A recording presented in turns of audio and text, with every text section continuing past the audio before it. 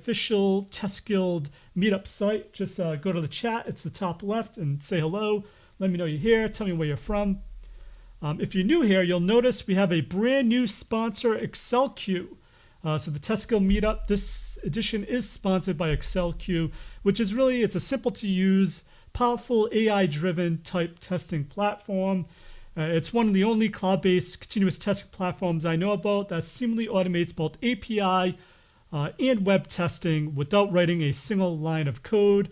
And automation is integrated through manual testing process under a whole umbrella all the way to automation, so your whole agile team and QA team can use it throughout the life cycle. And I'm being told that typically customers can save up to 70% of the cost involved in the change and maintenance efforts in testing. So definitely check them out. Support the show by just clicking the link.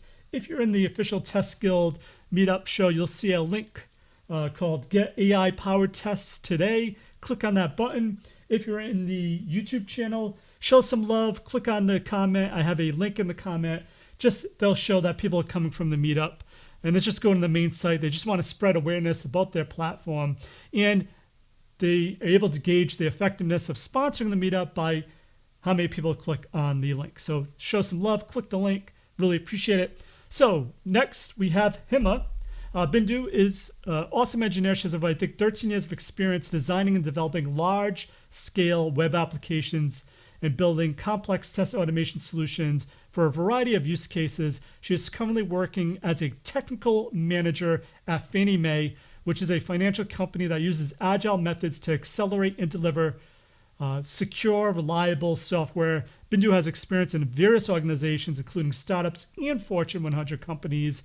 She enjoys designing test applications and frameworks, leveraging a bunch of open source technologies and also vendor-based technologies. So she has experience with .NET, Java, Node.js, and she's worked on multiple open source automation frameworks that provide automation modeling, unit testing, integration testing, functional testing, visual testing, a whole bunch of testing. So if you're here, you're in for a treat. She can answer a whole host of questions. So Bindu, if you could start your camera, we're about to pull you in live, and I'll be bringing you in a second here. All right, so do my awesome teaser here, and then I'll be bringing you in live.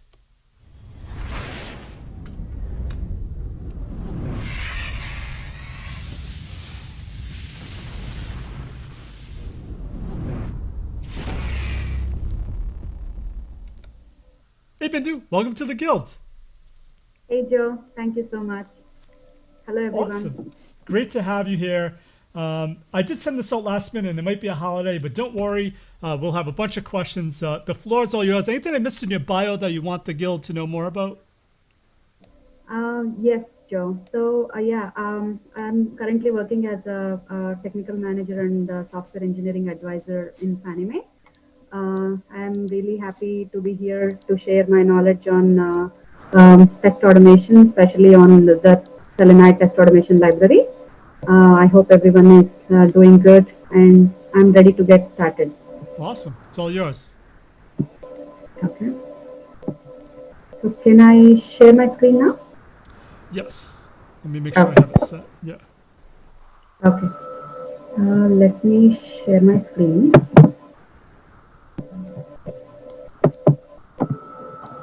Okay. Joe, can you see the screen? Yes. Okay. Bindu, is there any way you can turn up your audio at all? Is it low? It's a little low, yeah. I just want to see if... How about now? Is it much better? It's getting a little bit better. Let me bump you up on my end here. Okay. I'm sorry about that. I think I'm not ready with the mic and other stuff. But I'll try to speak loud. All right. Sounds good. Yeah. Okay. Let me start sharing. Okay. Yeah. As Joe mentioned, the topic for today is automation with Selenide, which is at another library which is built on top of Selenium. So as part of our initiatives in Fannie Mae, we continuously explore some of the libraries that always enhances test automation capability to provide much more robust automation software, robust software. So I would like everybody to have a look into these particular takeaways in today's talk, right? A good understanding of what Selenide is all about and understand how to get started with Selenide and what are the key features and what are the implementation details. So I feel like these are the good takeaways that I will try to help everybody to take it today. With that, Joe gave a good introduction. I don't think I need to spend a little more time on this one, but I would like to provide a little bit more context in terms of the Selenide. In Fannie Mae, I work in a Center of Excellence team. What that is, we continuously look for the innovative solutions, especially problem solving, so that application teams can continue working with their business related object without having any kind of problems. So we are a kind of problem solvers, and then we usually go look into the market and see whatever the software that is there, and if there are any problems, and then we usually help teams to build the right solutions and other things. So as part of that exploration, we came to discover so many great tools, and we built so many tools as well on top of those. So Selenide is one of the greatest tools that we have explored, and we rolled it out to so many application teams, and the applications are in production now with very good quality results. So I'm happy to share the knowledge here in this platform. So with that, the agenda for today is I'm going to talk a little bit about user interface automation, because the context of Selenide is all about user interface automation. And then I'll try to provide a better understanding on the Selenide with a deep dive of what are the features and how, by the end of the day, how does it provide the right business value. So this is at a very high level agenda. So let's get started. So whenever any kind of talk, especially when it is related to the test automation, it's good to always start with the test pyramid, right? So the concept today we are talking about is at the graphical user interface level, which is above the pyramid, right? If we do a lot of innovation over there without concentrating on the unit level component or integration level test, end of the day, it's gonna quickly fall out, right? Um, so whatever we are doing innovation at the graphical user interface level, we always have to make sure that the test has been executed at the right level. For example, if the test is to verify whether a particular button exists in that particular page or not, if that is the test, definitely that is not something to handle at the end-to-end user journey level.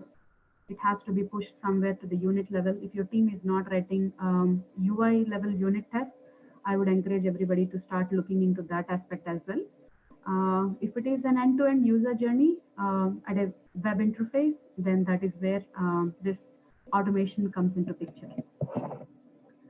So with that, I'll get started. So let me talk a little bit about evolution of the UI automation. So ever since in 80s, we all know that there are so many record and play automation tools, and then ThoughtWorks brought in this popular Selenium tool, which they usually do IDE and RC. And then later in 2006, ex-ThoughtWorker, they started creating the Selenium Webdriver, which is like kind of a king in UI automation till today, right? So there are, ever since Selenium has started, there are so many wrappers that are created on top of Selenium, right? So you can name it like so many: Protractor, NG WebDriver, Fluent Selenium, WebDriver IO. There are so many wrappers, right? But why Selenide is something special? It's also a wrapper that is built on top of Selenium. If we have Selenium, why do we even care about all these kinds of libraries, right? So that might be the curious question.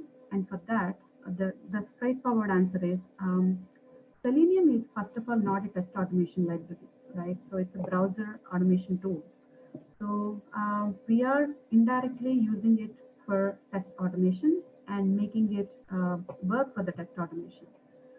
So as part of doing that, we will end up writing lots and lots of boilerplate code, right? Which is not necessarily needed if your focus is only on the test automation library.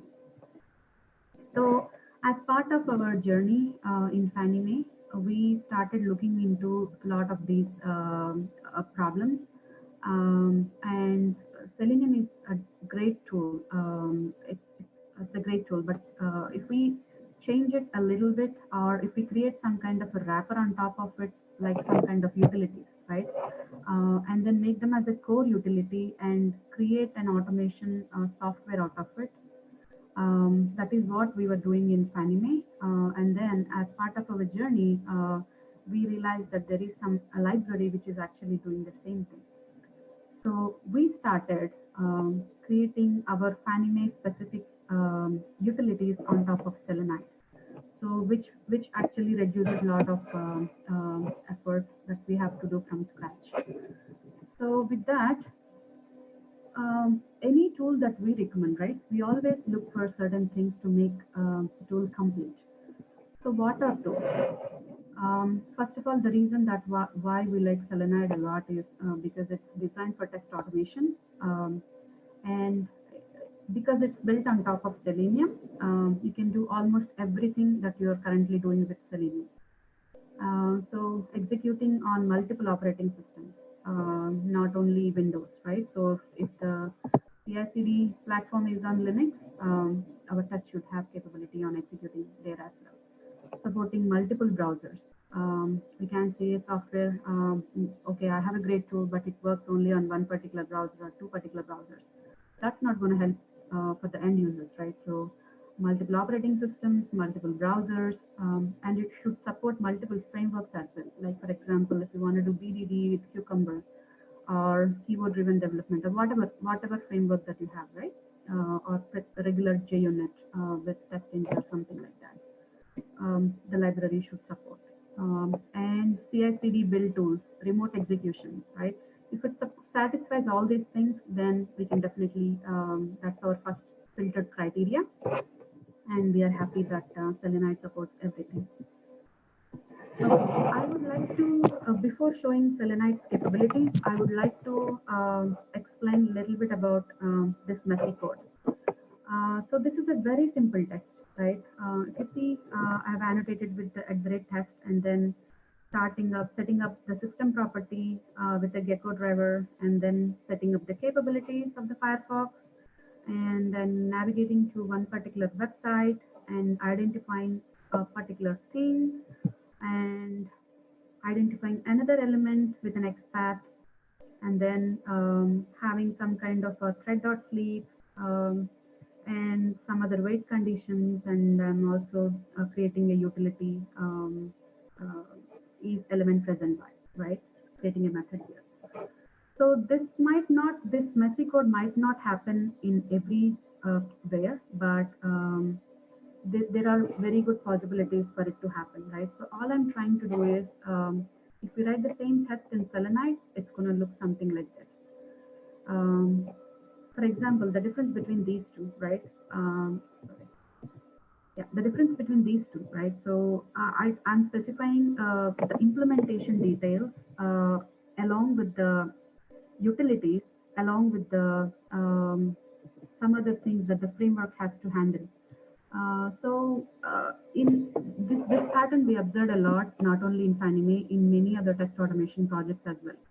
What happens is, instead of actually focusing only on the business, sometimes we might have to create these kinds of workarounds, right? Instead of doing that, if we abstract everything out, and if framework handles all the underlying implementation things, and it allows only to concentrate on the business logic, the test will look something like this. So this is a simple Selenide test, right? Whenever I'm saying open, underlying the framework handles everything. By default, it opens in Chrome browser. I would like to walk you through the configuration piece later, but for this particular slide, I just want everybody to focus on the Selenide test.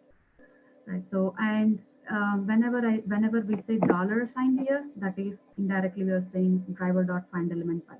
We don't have to instantiate everywhere. It automatically handles, framework handles it. And you might be seeing additional selector, which is by text. If you are doing by expat, it is like by expat, and it's a simple click. I can do it like a dot instead of actually creating another line of code there. And if you see the fourth line, I'm the last line. I'm verifying a condition here. I'm identifying it by text and then saying it should be, and the condition is visible. All I'm saying is the best practices for automated testing should be visible. So it's like a simple test, right? So I'm not actually calling JUnit here. I'm not calling any ugly expats. I'm not also doing any kind of wait, which I have done before. So by default, Selenide, whatever element that you are identifying, the framework by default waits for particular seconds, 4 seconds or 2 seconds, and you can simply customize it. And each wait is conditional wait, and you don't need to worry about, okay, somebody else is writing thread.sleep, which is not allowed, and somebody else is writing explicit wait, implicit wait, right? I mean, you don't have to worry about anything like that. So everything is customizable. How do we customize it? So let's have a look at the customization piece. So you can create these kinds of customization at your before and after hooks, and there are a bunch of customization capabilities that Seleni provides. And IDE drives everything. You don't even have to remember everything, right? So if you import the configuration library and then you put a dot, it shows all bunch of configuration properties. If I say browser equal to Firefox, by default, instead of executing in Chrome, it defaults to Firefox. Configuration.timeout is equal to 6. If I put timeout is equal to 6, by default, it's kind of a conditional wait for 6 seconds. This feature is very much useful, especially if you are executing these things from Jenkins or any continuous integration tools, right? Whatever parameters that we are providing here, we can customize them with the -g parameters in your CI tool. For example, we might see this pattern, right? If we execute certain things in Internet Explorer, by default, some things might be slow. If we want to customize all our wait times to be maybe at 8 seconds, and Chrome, maybe we don't need that much, like 2 seconds, we can customize that at the Jenkins level, and we don't have to change anything at the code level. So that's the beauty of this tool, right? I mean, with this particular thing, you have everything to get started with. You don't have to worry about creating a separate driver class, creating a separate properties file, or creating separate adding more and more dependencies to your Maven to work with the unit test utilities and other things, right? So it's that simple. And there are many other features. Integrating it with BDD or any other libraries is also very easy.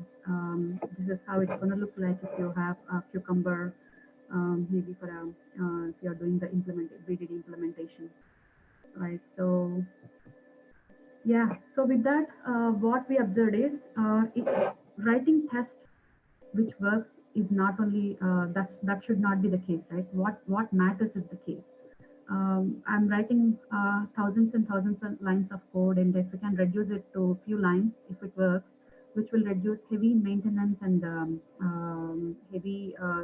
It adds lots of reusability, right? So that is what we like in Selenide. Yeah, and what additional benefits, right? Of course, we all seen that how easy it is to write a Selenize test. Anybody can write it. IDE drives everything. We don't even have to remember everything. We don't have to be a very good expert in writing coding. It reduces lots and lots of boilerplate code. And timeout issues. We don't have to worry about different wait conditions, and we can explicitly put everything at a different location. And you don't have to worry about stale exceptions. Stale exceptions are something that are very common in Selenium. The test will be executed very fast, even before the page loads, right? So with a good synchronization capabilities, these issues can be eliminated as well. And additional UI locators. This is kind of a gift for every UI automation engineer. Instead of having limited things on XPath or something like that, we can identify with text and we can identify with the collection elements. And there are so many which I would like to walk you through the next coming slides. Because the validation mechanism is inbuilt, we don't have to indirectly get the JUnit or any other assertion library and indirectly verify it, create a utility and add it top of the utilization, right? So we don't have to do that. Inbuilt validation mechanism, inbuilt evidence capturing mechanism. So we don't even have to worry about if something fails, right? So the framework will provide the right evidence for us. It provides the screenshots, it provides the log files, it provides all the page source information, what exactly is the issue and everything. We don't have to engineer anything for this particular capability. Framework handles everything. And again, you can customize it. Yeah, reduces the need of adding a lot of third-party libraries. So these are additional benefits, and I would like to walk you through each and everything now. For example, so this is one of the SourceCon page that I took a couple of years ago. So, for example, if I have to click on the About link, right? So I see the text over there. So there is a by text, and then you can basically do it, verify it, and then add a click there. And then there is another thing called with text, and you can also use your regular expressions to make it much more dynamic. So these are some, and there are some other additional selectors as well. Parent and child selectors, especially if you are working with tabular data. You can identify it by the parent, and then you can identify the closest child, and you can identify based on the frame, based on the model, and based on the selectors and everything. This comes very handy because when we usually see, right, the tabular data, this is most probably always dynamic in nature, right? And then if it doesn't have any kind of ID, this really helps in handling. And you can also pair up with a couple of things. For example, if I'm identifying this element dot parent, the first thing, cd dot parent, and you can also put another dot over there, and then you can add another appender. So in one line, of course, you can add multiple appenders and make it like a multi-select selector instead of a single selector. Okay. And if you're working with jQuery selectors, and if you're working with collection elements, this is also another good key thing. $1 is we are identifying an element, right? If you put $2, that is where we see it is working with collections. Whenever we do work with collections, we usually have to have these $2, and it has collection API as well inside. For example, what I'm trying to do here is identifying one jQuery selector. This is the list box, and we are trying to verify whether this particular list should have certain elements that has to be greater than 3. This is a condition. If we have to do it in today's automation, what we have to do is we have to identify what collection element has to be used, either a list, set, or whatever it is, right? And then add a JUnit assertion, get the list, iterate it, or verify the size of it, and user assertion, and then verify, okay, this is okay greater than 3 or not, right?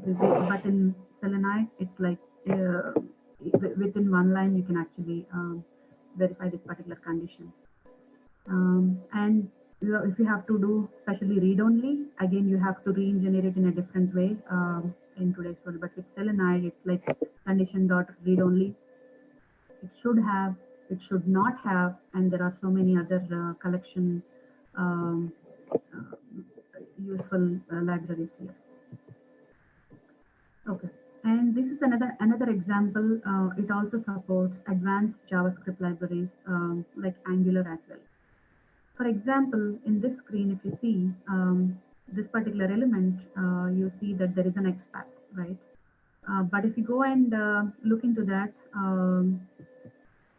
this is the Yeah, if you see the DOM here, we see there is ng scope, ng button, ng if, ng something like that, right? So in Angular, we might see all these selectors. So here I have integrated Selenide with ng Webdriver, which is another library. And the customization is also very easy. If you see the first line, I'm saying by Angular. That means I have integrated it with ng Webdriver, and now I can get all the Angular selectors as well. If you see the if you see the last one, by Angular model, I'm actually capturing ng mode with the CSS selector with the link text, verifying the condition has to be empty. So doing multiple things very easily with one particular line is the most thing that we liked in Selenide.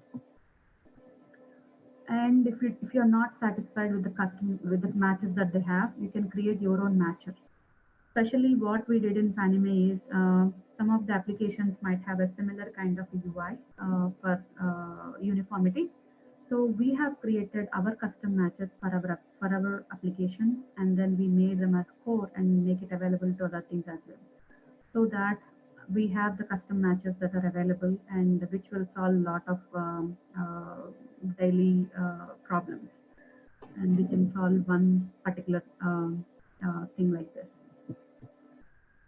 And I have lots of examples on other things as well. Radio buttons, you don't have to iterate it, and then you don't have to indirectly verify it. Select radio is one of the Selenide library that you can actually select it by role. If the radio button has hundreds of fields, again, it's much easier in doing it with Selenide. Even the same thing with list box. Identify the element, and then the collection API has lots and lots of validation attributes. We can validate it very easily. And alert boxes also. You see the Selenide way, confirm or dismiss, or whatever the alert box that your team is doing it. You can create your custom matches and create something like this. And of course, more functions. If you have to double click or use any kind of a mouse related actions, you don't have to invoke actions class and identify the particular attribute that helps here. IDE drives everything here. You don't have to remember anything. So yeah, more collection elements: should have, should be, should not have, filter, and other things, and more. This is another advantage in Selenize. For example, if we have to work with any of the file download things, first of all, we have to set a profile for that, right? Where the file has to be downloaded, what should be the size, and then close it when it is done. Alert on complete, and there are so many things that we might have to set it up, and each file profile is different for each browser, of course, right?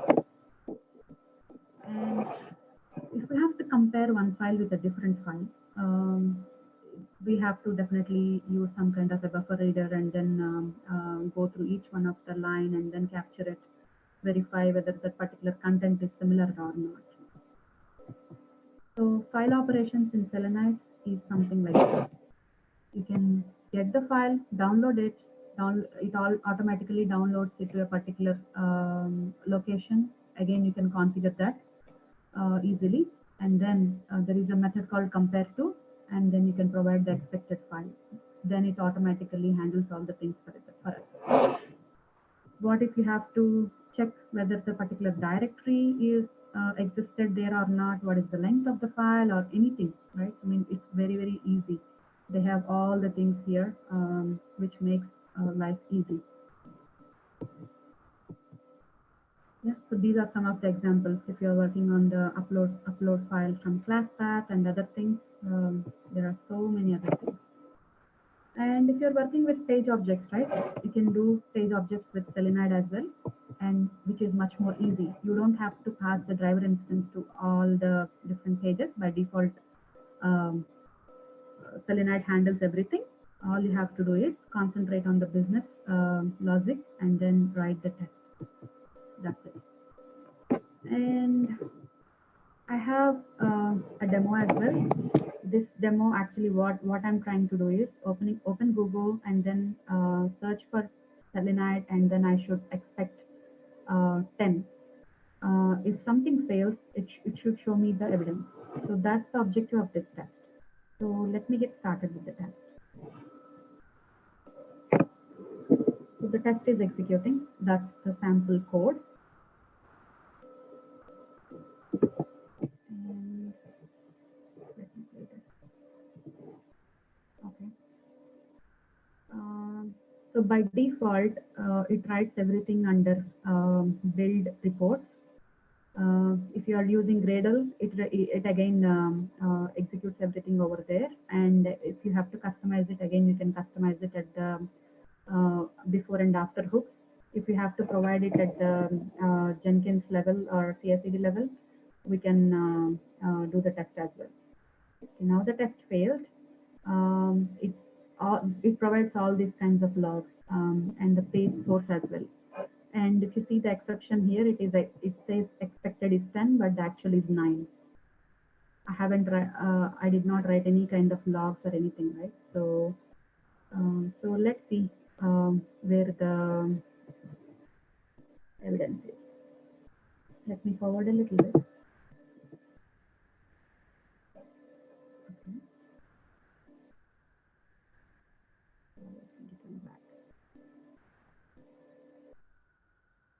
Yep, it's going to the test folder, and now the image is there. Let's see the image.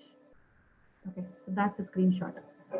So I did not do anything to capture this mechanism. So framework handled everything. So with that, yeah, the return on investment, having the right TDD and VDD and inverting your pyramid if it is not following the right test pyramid strategy. And with overall Selenide, it helps us in reducing 40% of the code reduction and script reliability with all the matches and custom matches and additional selectors and timeouts and other things. Script reliability, we saw that 30% has been increased. So these are the things that we observed in Selenide. With that, I'm open for questions.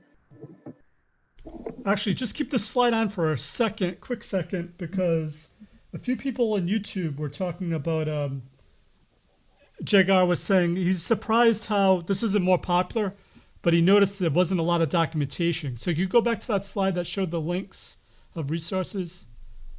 Yep. Perfect. All right, cool. And Jag, just so you know, this recording will be available after, so you can watch this. So take a screenshot of this now, and then I'll also send out in the an email for some of these links. All right, Bindu, we go back to your full screen, and we'll jump right into the questions. So let me stop sharing then. Yeah. Okay. Awesome.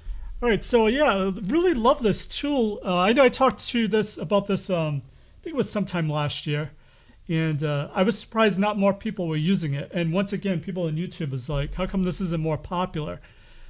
Any thoughts on why this isn't more popular? Because I think it would save people a lot of time. Yeah, exactly. Maybe awareness, I guess. Right. Maybe because even I was surprised, right? I mean, a lot of the things that we are trying to do in our company to minimize boilerplate code, which is very much actually Selenide is doing almost everything. So yeah, we are surprised. Maybe lack of documentation or some other things, right? Lack of awareness. But I really enjoyed doing a POC and then rolling out to so many teams.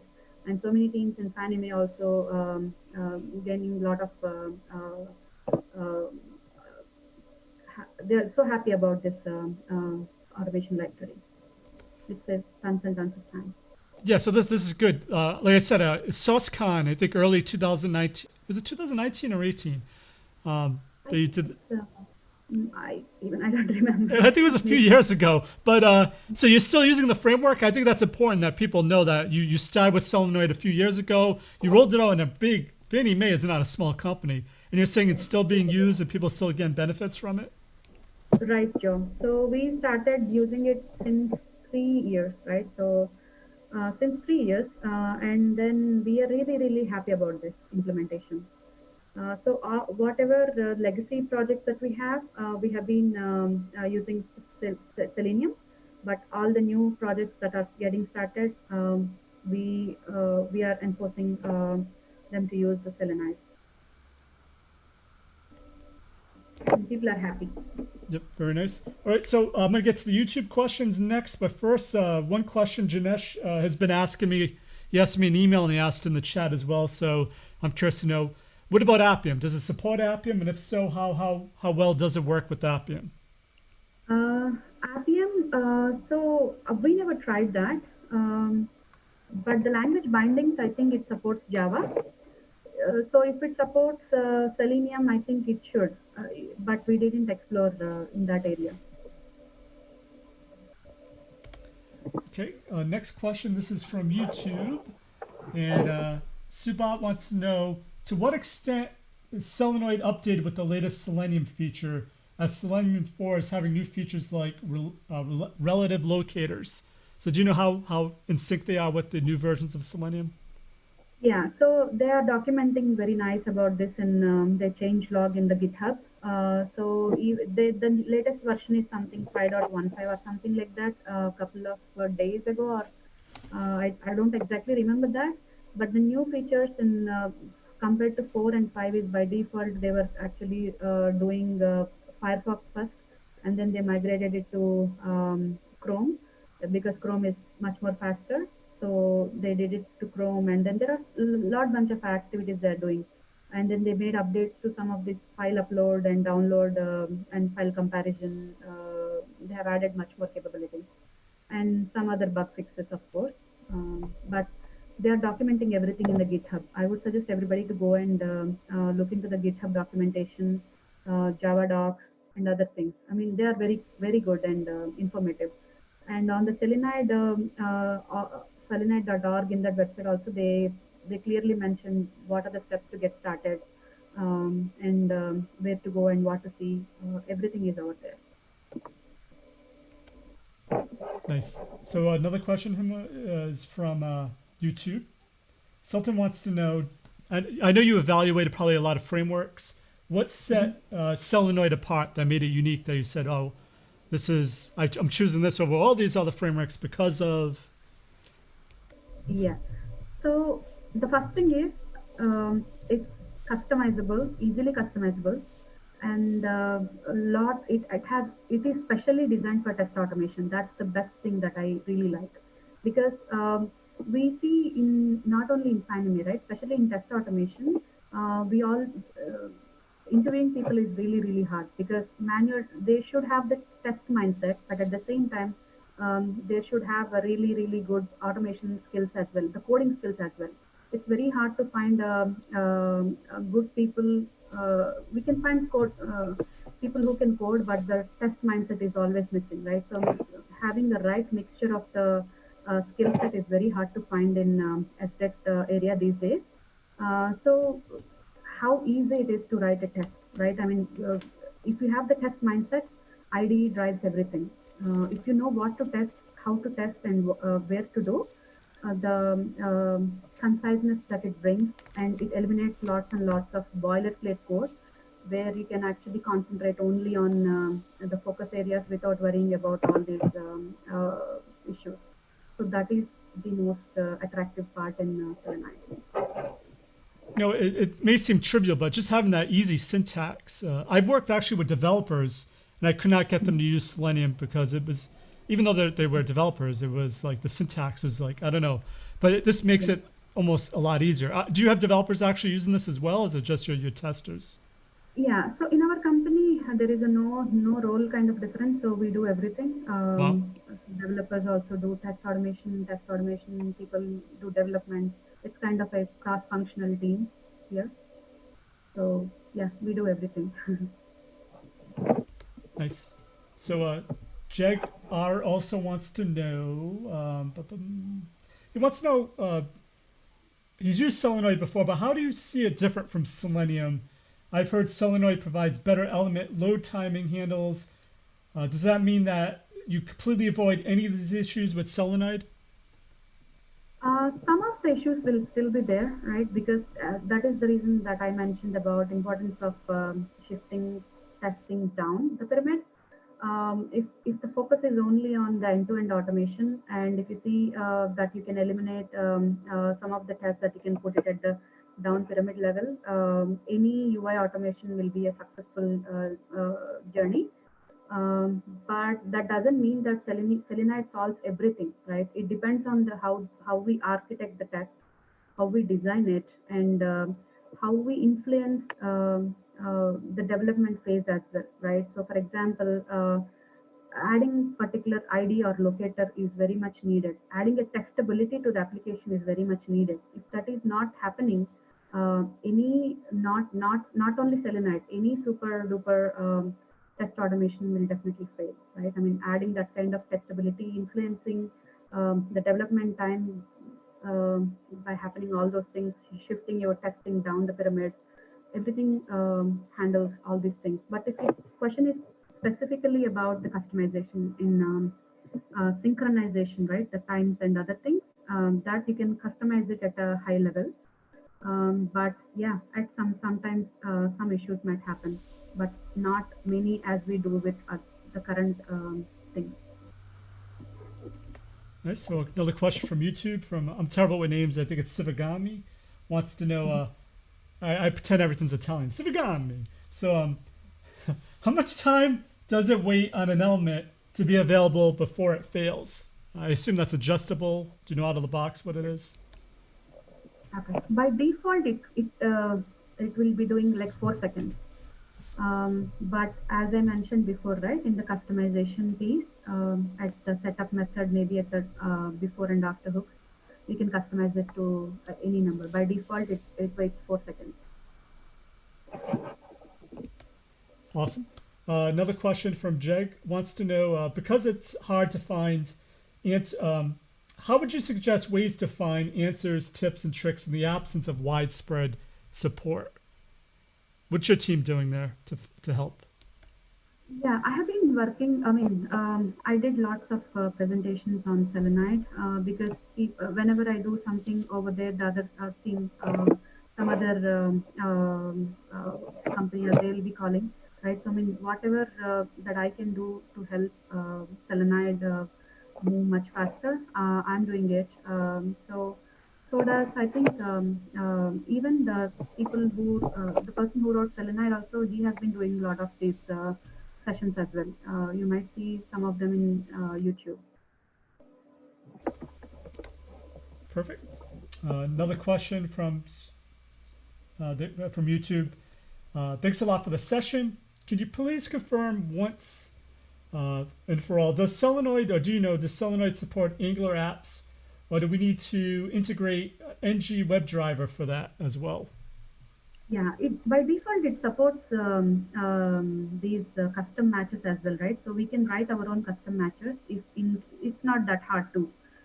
Even I observed this, right? I mean, teams who are writing, creating these Angular applications, we can ensure that we follow certain good practices and standards, and according to those standards, we can for some kind of uniformity, you can create your own custom matches as well. But by default, also Selenide supports some of these Angular attributes, just like jQuery is Selector. By default, also it supports. But integrating it with ng Webdriver is also very, very easy. It doesn't seem like a good integration, complex integration at all. Great. Another question. They want to know, I guess it might be a little confused. Solenoid is using Selenium. So when you're using Solenoid, can you use anything straight with Selenium? I mean, is it like completely separate, or like how does that work? This is a very, very good question, right? So, but the answer is a little disappointing, right? Because the WebDriver, we tried it. I mean, because we want to try this for the legacy applications as well. Legacy in the sense, the applications that are in progress. For example, some of our projects, right? They started like a couple of years ago. but they are under a very good phase in the transformation. We want to do everything new, like Selenide or something, but we started with Selenium. If we have to migrate it to Selenide, it's not an easy job because the driver instantiation piece is different, right? So it's a there are two separate things. You can customize it, but it's not recommended. So for the applications that are in progress with Selenium, maybe we can still use Selenium. Um, and if with some kind of a tough customization, we can still do it, but it's not easy. Selenide is, I mean, if you have to start something from scratch, definitely I would recommend Selenide. Great, great. Another question is, does it support any patterns, page object patterns, any patterns people would be familiar with using straight up Selenium? Yeah, by default, it doesn't come with any kind of patterns, right? So, I mean, we can create our own patterns like how we do with Selenium, but as I mentioned in the previous slide, with especially with Selenide, the page objects might be little clear or more concise. We don't have to create the driver instance and then carry it over to all the pages and make it some kind of an abstract or something like that, right? We don't have to do anything like that. By default, it carries the instance to all the pages and make it much easier. And whatever engineering patterns that we have to do on top of it, as it is in Java, we can always do that. Nothing stops from doing it. So Jeg, once again, and YouTube brings up a good point. It sounds like it's hard to migrate if you had a straight up Selenium project to Solenoid. Almost sounds like you may need to start from scratch. Am I hearing that correctly? So it's not starting from scratch. You can, wherever the driver implementation has been done, right? I mean, we can engineer it to have the Selenide driver implementation, but it will have both, right? It will have Selenium and Selenide. It's hard to maintain, especially if the application has a lot of automation engineers that are working on. It's hard to have these two kinds of things. So if we are if you are starting another, for example, if you are working on a new initiative and a new project, then that is where we recommend Selenide for the new project instead of actually recreating everything from Selenium. For example, if you have Selenium project and you cannot come out of that for some reason, whatever utilities that Selenide has created, maybe you can start doing that, right? For example, take this Webdriver wait. Instead of actually creating one particular utility and using that everywhere, maybe you can configure it as a Jenkins, or configuring it as a command line parameter, and then create those kinds of utilities. Whatever Selenide is providing, all those utilities, maybe you can start creating to your Selenium framework. That acts like a guidance. Nice. You brought up a good point. It's just Java. It's a Java library. So any other library you may use with Selenium is the same.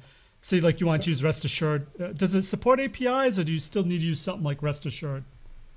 Yeah, that's a good question, Joe. So Rest Assured, we still have to use Rest Assured.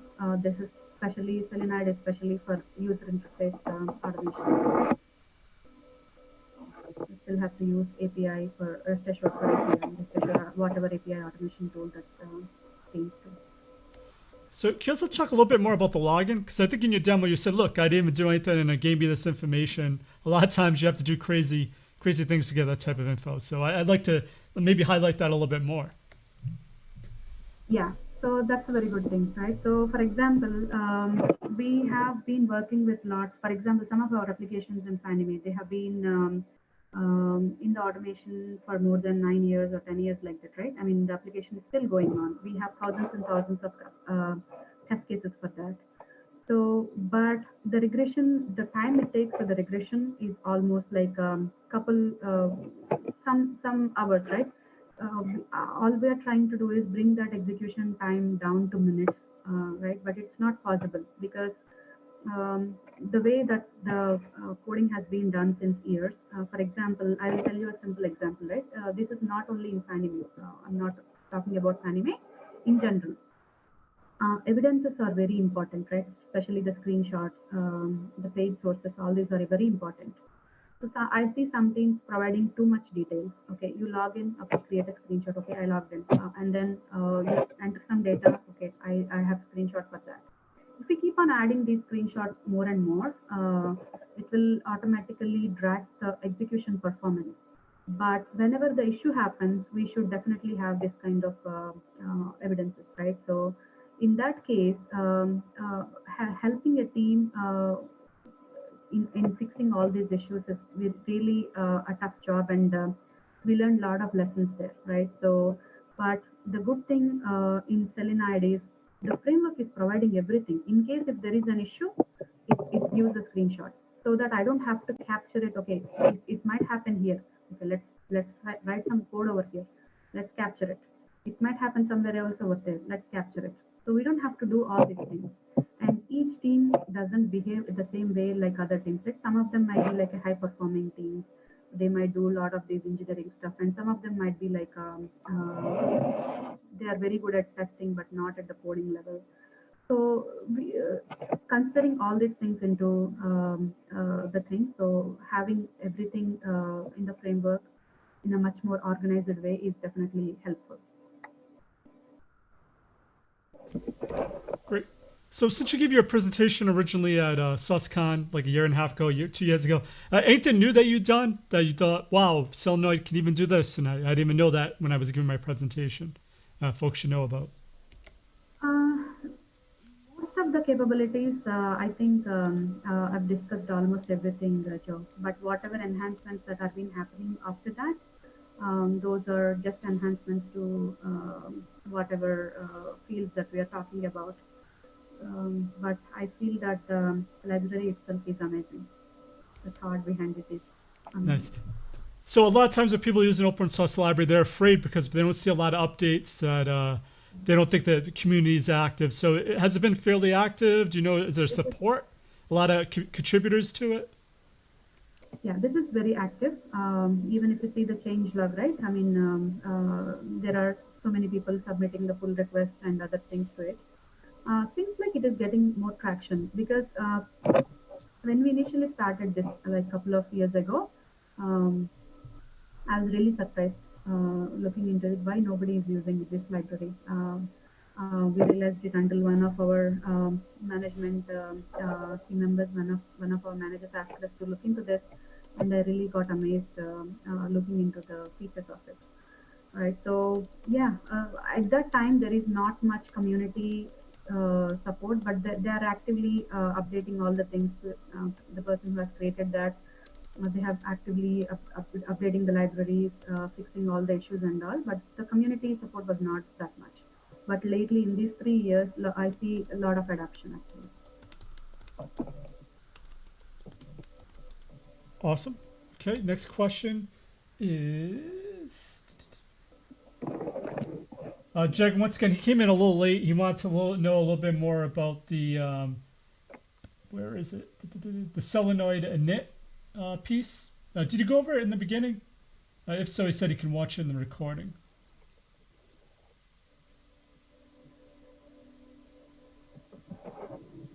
The Solenoid driver init. Didn't know if you went over that or not. Which Seleniide driver? The Solenoid driver init, the initialize piece. Oh, initialization piece. Yeah. Do you want me to share? Yeah, just show it really quick. That'd be awesome. Oh, okay. Okay.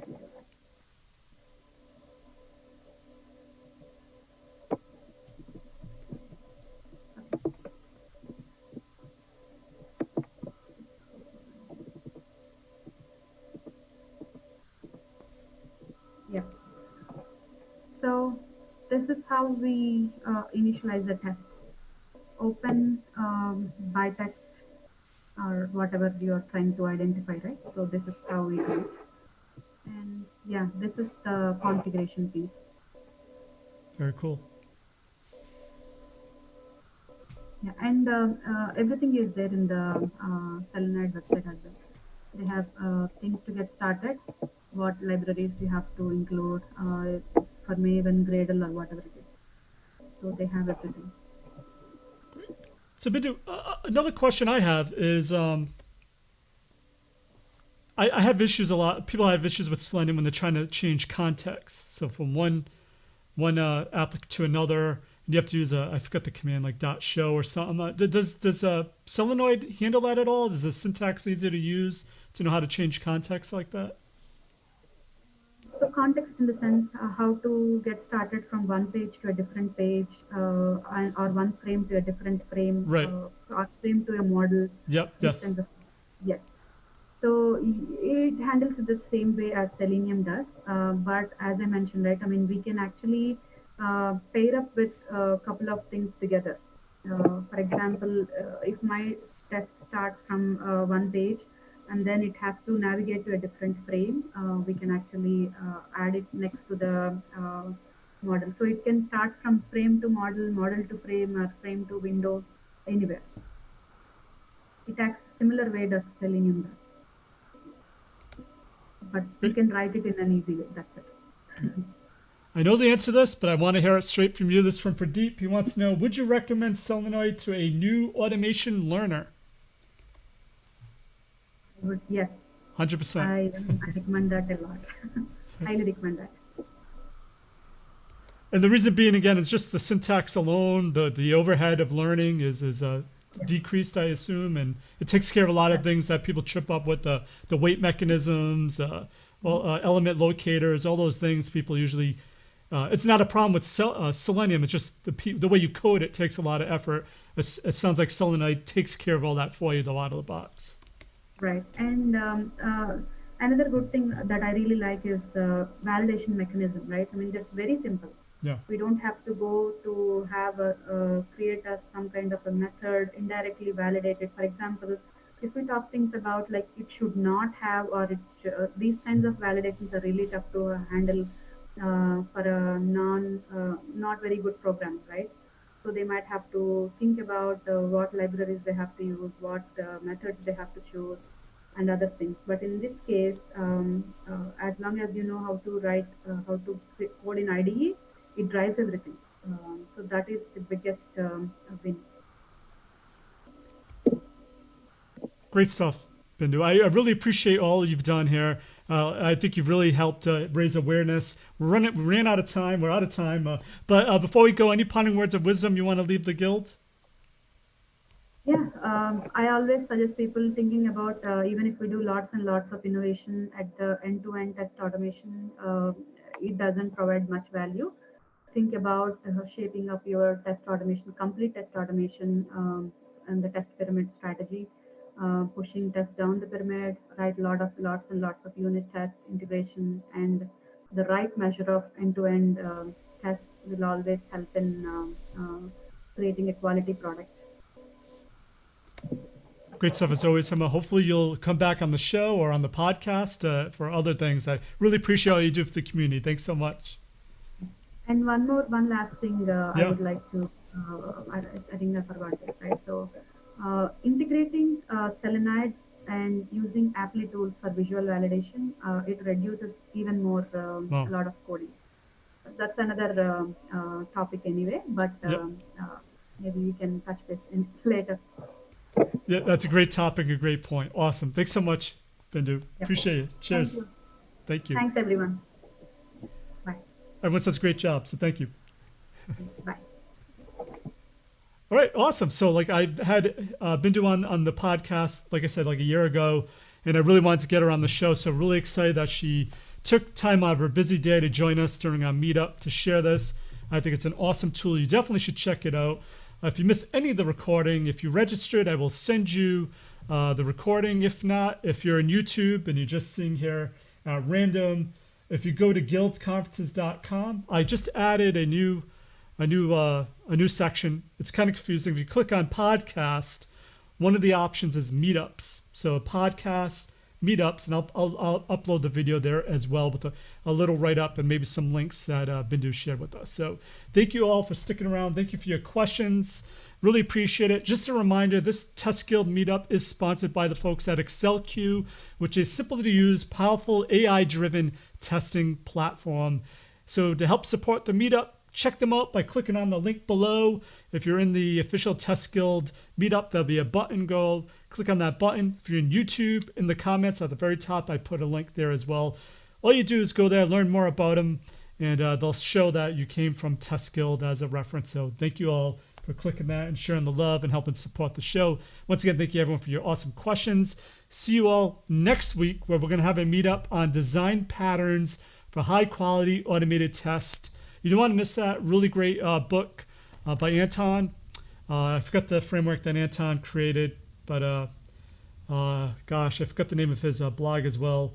But you don't want to miss next week. Really, really smart guy as well, and on automation, on patterns in automation that you need to know. So you want to definitely check that out next week as well. So as always, test everything and keep the good, and appreciate you all taking time out of your Friday to share with us. Hopefully you have an awesome weekend, and see you next time. As always, test everything and keep the good. Cheers.